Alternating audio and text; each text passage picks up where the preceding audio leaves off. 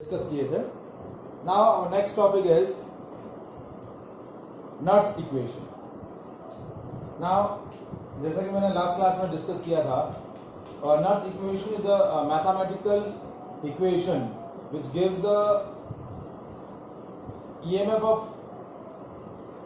which gives the electrode potential of any electrode at any concentration.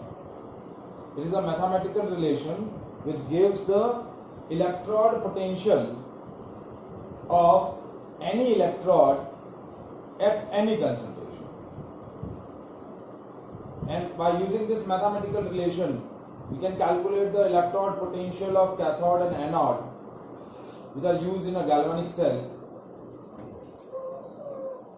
at any concentration. Cathode और anode के electrode potential हम किसी भी concentration पे calculate कर सकते हैं, और as we calculate the electrode potential of the electrode at any concentration, on the basis of that we calculate the EMF of cell at any concentration. तो indirectly Nernst equation का जो सबसे best application या सबसे जो first application है, by using this mathematical equation what we have calculate the EMF of cell at any concentration. We calculate E cell. क्या calculate कर सकते हैं आप? EMF of cell या फिर E cell कैलकुलेट कर सकते हैं.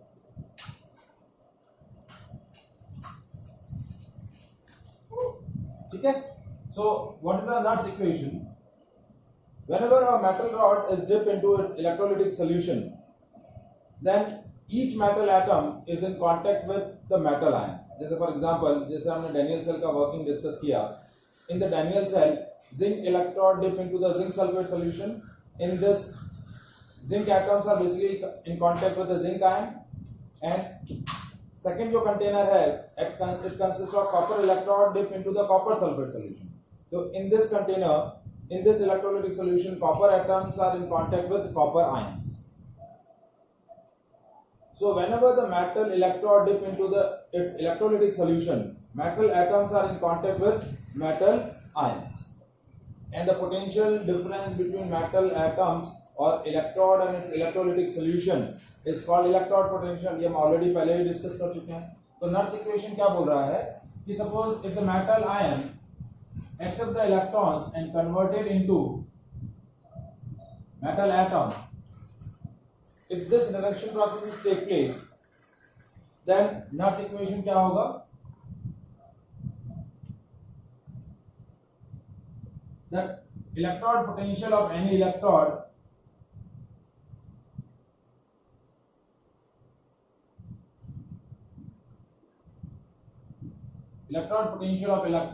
at any concentration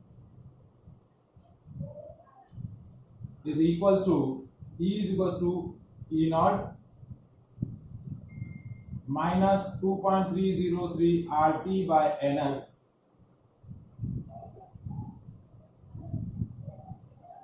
log concentration of metal atom divided by concentration of metal ion. This is the electrode potential of a electrode, that is E. E क्या है आपका? Electrode potential. E naught क्या है? Standard electrode potential.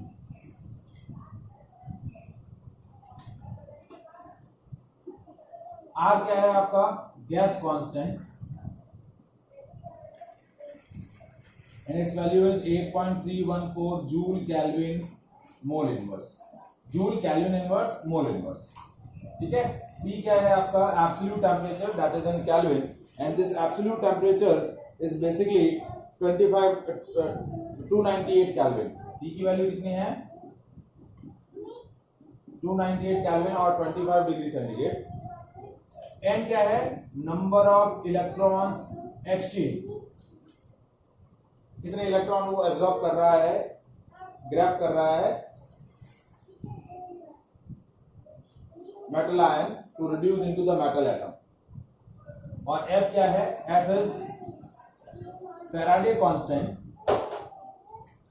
This basically Faraday constant is what? The amount of charge contained by 1 mole electron. What is Faraday constant? The amount of charge contained by 1 mole electron. और इसकी value कितनी होती है 96500 coulomb. So this mathematical relation is called Nernst equation. इस mathematical relation को हम क्या बोलते हैं? Nernst equation. E is equals to E naught minus 2.303 RT by NF log M upon concentration of metal atom divided by concentration of metal ion. ये जो square bracket में हमने M लिखा है that is what concentration of metal atom. Now concentration of metal atom is always a constant. ठीक है, तो वो कांस्टेंट रहती है. तो कंसंट्रेशन ऑफ मेटल एटम क्या लेंगे, क्योंकि मेटल एटम की कोई कंसंट्रेशन होती ही नहीं है. कंसंट्रेशन किसकी होती है, मेटल आयन की होती है. तो यहाँ आ जाएगा 1 और यहाँ मेटल एटम की जो भी मेटल आयन की जो भी कंसंट्रेशन है वो कंसंट्रेशन यहाँ आ जाएगी. तो इक्वेशन में क्या चेंज हुआ देखिए,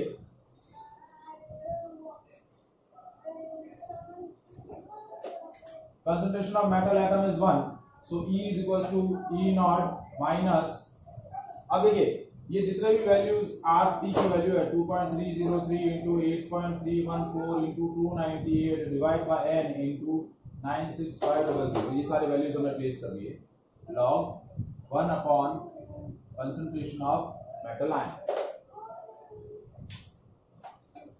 तो ये सारी वैल्यूज जो आई E is equals to E naught minus 0.0591 upon N. ये सारी न्यूमेरिकल वैल्यू जो हमने सॉल्व करी तो ये वैल्यू कितनी आई 0.0591 upon n log 1 upon mn plus. अब देखिए हम यहाँ log की प्रॉपर्टी लगाते हैं. log m बाय n या log a बाय b क्या होता है, log a minus log b. ठीक है, तो ये हो जाएगा E इज equal to E naught minus 0.0591 upon n log 1 minus log of concentration of m metal ion.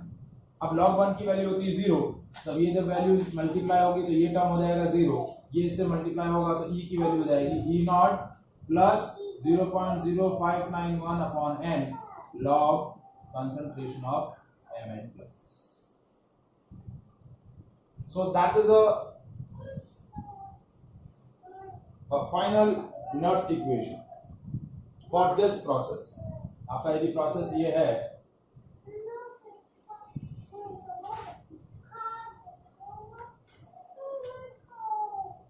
for this process, ये आपकी Nernst equation हो जाएगी. या तो ये लिख सकते हैं या फिर ये लिख सकते हैं E equals to E naught minus 0.0591 upon n log 1 upon concentration of metal. आप ये इक्वेशन यूज कर सकते हैं या फिर ये इक्वेशन यूज कर सकते हैं. So that equation is called Nernst equation, and this equation gives the electrode potential of any metal electrode at any concentration. E naught cell क्या है आपका, E नॉट क्या है आपका, इलेक्ट्रोड स्टैंडर्ड इलेक्ट्रोड पोटेंशियल, और E क्या है, electrode potential. It is clear. What M is metal atom. M जो है हम मेटल एटम ले रहे हैं. कोई एक मेटल है M which is dipped into the its electrolytic solution. यहाँ जो M है वो है मेटल एटम. जैसे copper is dipped into the copper sulfate solution, तो M यहाँ क्या हो जाएगा, copper. Zinc is dipped into the zinc sulfate solution, तो M क्या हो जाएगा, zinc हो जाएगा. So by observing this mathematical equation, what we conclude that electrode potential of any electrode depends on which parameters. First, it depends on the nature of metal electrode, कि आपका metal electrode किस material का है, electrode किस material का है. Second, it depends on the concentration of metal ion. आपने जो इलेक्ट्रोलाइटिक सॉल्यूशन जिसके अंदर आपका इलेक्ट्रोड डिप है उसकी कंसंट्रेशन क्या है, उस पर डिपेंड कर रहा है.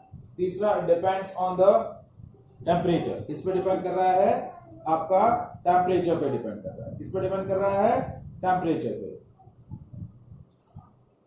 ठीक है, तो by observing this equation we conclude that the electrode potential depends on these parameters. Temperature पे डिपेंड कर रहा है, मेटल एटम या मेटल इलेक्ट्रोड किस मटेरियल का है उस पर डिपेंड कर रहा है. तीसरा, कंसंट्रेशन ऑफ इलेक्ट्रोलाइटिक सॉल्यूशन, इस पे डिपेंड कर रहा है. So by using this equation what we now we have calculate electrode potential of any electrode at any concentration. Now we calculate the electrode potential of zinc electrode and electrode potential of copper electrode, which are the component of a Daniell cell. और उसके basis पे हम क्या calculate करेंगे, Daniell cell का EMF of cell at any concentration, E cell calculate करेंगे. तो now we are using this equation for Daniell cell.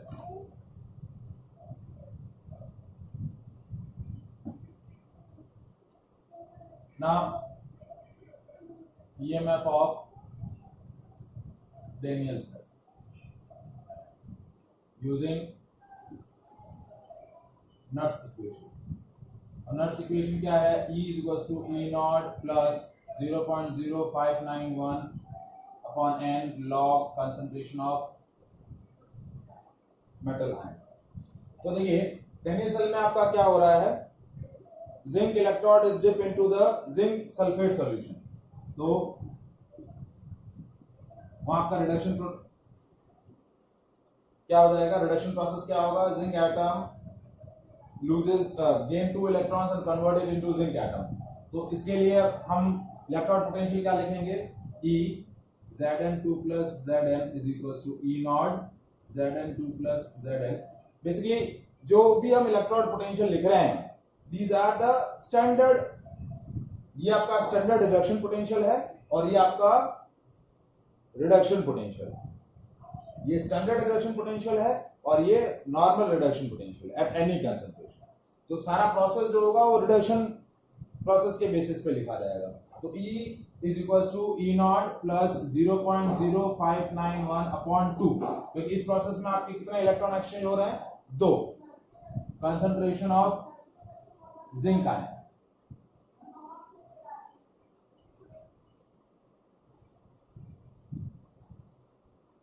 ठीक है. फिर नेक्स्ट ये आपका हो गया जिंक इलेक्ट्रोड के लिए. हाँ जी,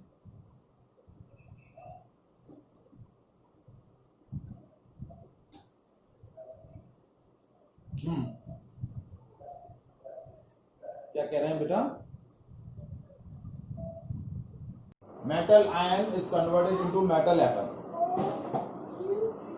ठीक है. अब कॉपर इलेक्ट्रोड के लिए क्या हो जाएगा, copper ion accept the 2 electrons and converted into copper atom. तो अब कॉपर इलेक्ट्रोड का इलेक्ट्रोड पोटेंशियल या रिडक्शन इलेक्ट्रोड पोटेंशियल क्या हो जाएगा, ECU2 plus Cu is equals to E naught plus 0.0591 upon 2 log of concentration of copper ion. ये आपका electrode potential आ गया जिंक इलेक्ट्रोड का, ये इलेक्ट्रोड पोटेंशियल आ गया आपका कॉपर इलेक्ट्रोड का. अब जिंक इलेक्ट्रोड आपका क्या है, एनोड है, और कॉपर इलेक्ट्रोड क्या है आपका, कैथोड. Daniell सेल के अंदर जिंक इलेक्ट्रोड क्या है आपका, एनोड, और ये क्या है आपका कैथोड. तो ये बेसिकली आपका क्या हो गया, एक तरीके से दिस इज योर, ये वैल्यू क्या हो गई, E एनोड, और ये वैल्यू क्या हो गई, E कैथोड. ये क्या हो गया, इलेक्ट्रोड पोटेंशियल ऑफ एनोड, और ये हो गया electrode potential of cathode. And as we know that the EMF of cell is what, the difference of electrode potential of both the electrons. तो अब हम, ये इक्वेशन आपकी 1 है, ये इक्वेशन 2 है. सो EMF of cell क्या होगा, E cathode minus E anode. क्या होगा, E cathode minus E anode. तो ये आपका क्या हो जाएगा, EMF of Daniell cell at any concentration. तो कैसे निकालते हैं, देखिए.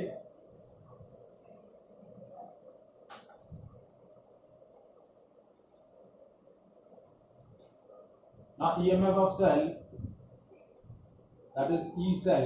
तो E cell क्या हो गया, E cell is equals to E cathode minus E anode, यानी ECU2. Electrode potential of copper electrode minus electrode potential of zinc electrode. ठीक है. तो इक्वेशन 2 माइनस इक्वेशन 1.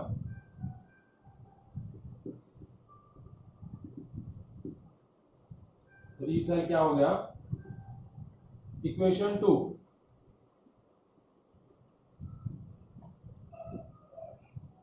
ठीक है। मैं क्या कर रहा हूं, इक्वेशन 2 और इक्वेशन 1 को थोड़ा सा प्रॉपर वे से थोड़ा सा क्या कर रहा हूं, सबट्रैक्ट कर रहा हूं। पहले पूरी इक्वेशन नहीं ले रहा हूं कि इस इक्वेशन में इस इक्वेशन को सबट्रैक्ट कर रहा हूं। मैं क्या कर रहा हूं, पहले ये वाला पोर्शन इस वाले पोर्शन से सबट्रैक्ट कर दिया,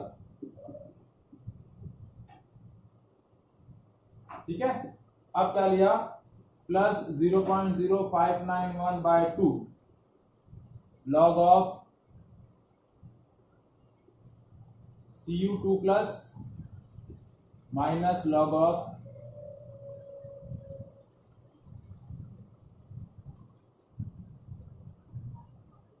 plus x। E cell is equals to E naught Cu2 plus Cu minus E naught Zn2 plus Zn plus 0.0591 by 2 log of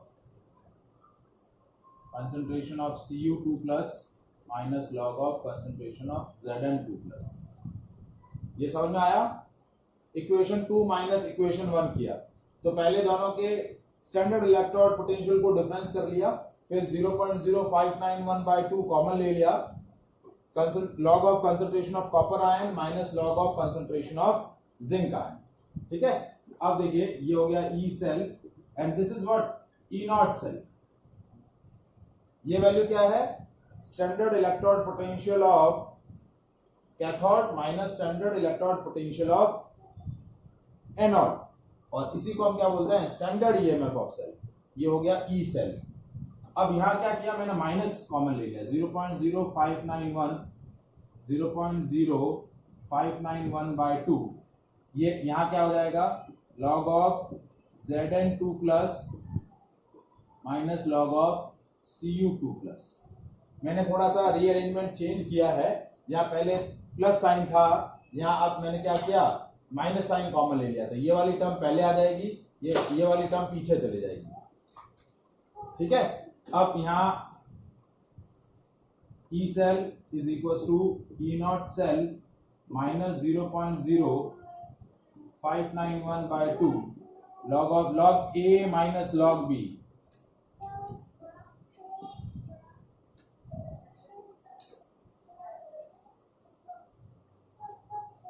तो log a बाय बी।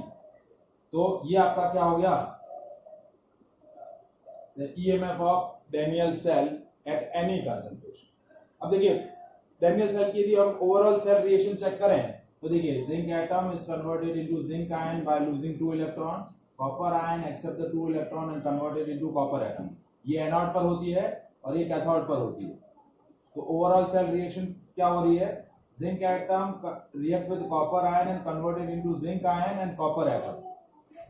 तो जिंक आयन आपके क्या है, प्रोडक्ट आयन है, और copper ion क्या है, आपके रिएक्टेंट आयन है। क्या है, कॉपर आयन क्या है, रिएक्टेंट आयन है, और जिंक आयन क्या है, आपके प्रोडक्ट आयन है। तो इसको हम कैसे लिख सकते हैं, इस रिएक्शन को, इस इक्वेशन को हम लिख सकते हैं, E cell is equal to E naught cell minus 0.0591 upon 2 log of concentration of product upon concentration of reactant।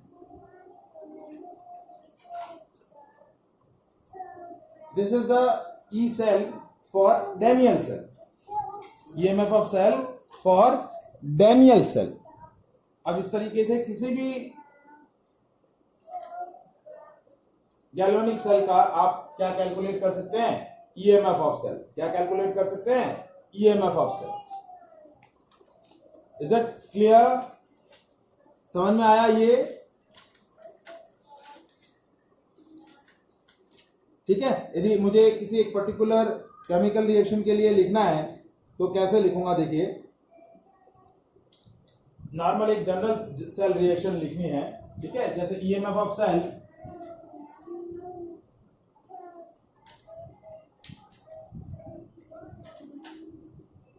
EMF of cell for general cell reaction।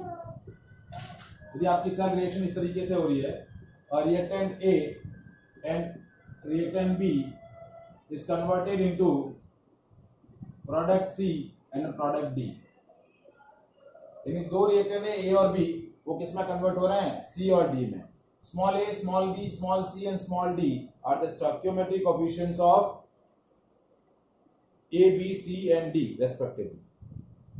तो इसके लिए आपका ई सेल क्या हो जाएगा, E cell is equals to E naught cell minus 0.0591 upon N.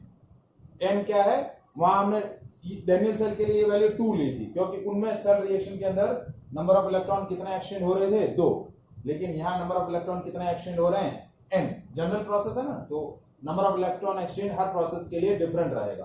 तो 0.0591 upon N log of concentration of product divide by concentration of reactant.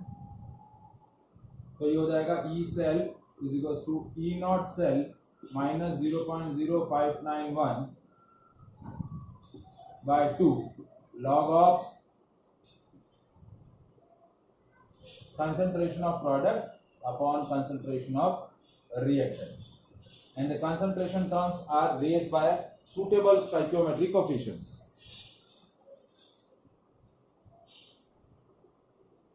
Is it clear?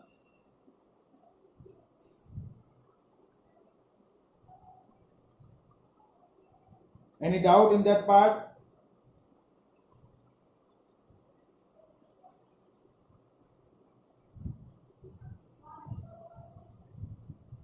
ठीक है, देखिए अब हम कुछ स्पेसिफिक एग्जांपल लेते हैं, तो उससे आपको और क्लियर हो जाएगा कि कैसे हो रहा है।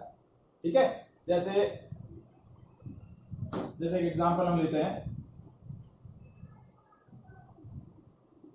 निकल ion in contact with nickel atom and silver ion are in contact with silver atom, और ये आपका एक इलेक्ट्रोकेमिकल सेल है, that is your electrochemical cell, representation of electrochemical cell हमने किया। ये आपका एनोड है, ये आपका कैथोड। ठीक है, सेल रिएक्शन देखिए कैसे लिखेंगे। एट एनोड हमेशा क्या होगा, ऑक्सीडेशन होगा, तो nickel atom converted into nickel ion by losing 2 electrons. और एट कैथोड क्या होगा, देखिए silver ion accept the electron and converted into silver atom. अब देखिए प्रोसेस को बैलेंस करना है, तो यहाँ 2 इलेक्ट्रॉन एक्सचेंज हो रहे हैं, यहाँ 1 इलेक्ट्रॉन, तो यहाँ लिख देंगे 2 इंटू 2 और ये 2। तो ओवरऑल सेल रिएक्शन क्या हो गई, देखिए nickel atom react with the twice of silver ion converted into nickel ion and twice of silver atom. तो नंबर ऑफ इलेक्ट्रॉन एक्सचेंज कितने हुए आपके, 2। कितने एक्सचेंज हुए प्रोसेस के अंदर, 2। तो अब आप क्या लिखेंगे, E cell is equal to E naught cell minus 0.0591 upon 2 log of concentration of nickel ion, and that concentration is raised to power 1, क्योंकि एक ही निकल आयन है। देखिए हमने जो इससे पहले प्रोसेस लिखा था उसमें each concentration terms is raised with the suitable stoichiometry power। तो यहाँ stoichiometry power क्या है, 1 ही है, stoichiometry coefficient 1 ही है, तो stoichiometry coefficient यहाँ आपका 1 हो जाएगा, divide by concentration of silver ion का स्क्वायर। क्यों, क्योंकि यहाँ आपके stoichiometry coefficient सिल्वर आयन का क्या है, 2। तो ये आपकी इस सेल की क्या हो जाएगी, ईएमएफ की इक्वेशन। आपको ई नॉट सेल कैलकुलेट करना है, तो ई नॉट सेल आपको सेपरेटली कैलकुलेट करना पड़ेगा, that is E naught cathode. E naught cathode क्या है, माइनस ई नॉट एनोड। अब ये दोनों वैल्यूज आप कैसे कैलकुलेट, ये दोनों वैल्यूज आपको क्या मिलेगी, इलेक्ट्रोकेमिकल सीरीज से मिलेगी। तो या तो आपको दोनों इलेक्ट्रोड के स्टैंडर्ड इलेक्ट्रोड पोटेंशियल गिवन होंगे, या फिर ई नॉट सेल गिवन होगा, या तो ये दोनों वैल्यूज गिवन होंगी या फिर ये वैल्यू गिवन होगी। उसके बेसिस पे आप ई सेल कैलकुलेट कर सकते हैं। ये वैल्यू गिवन होगी, कंसंट्रेशन ऑफ आयंस गिवन होगी। देखिए मैंने यहाँ इसमें लिखा है कंसंट्रेशन ऑफ निकल ion is C1, concentration of silver ion is C2। तो न्यूमेरिकली ये वैल्यूज गिवन होंगी, तो आप इससे क्या कैलकुलेट कर सकते हैं, ईएमएफ ऑफ सेल कैलकुलेट कर सकते हैं। क्या कैलकुलेट कर सकते हैं, ईएमएफ ऑफ सेल। ठीक है।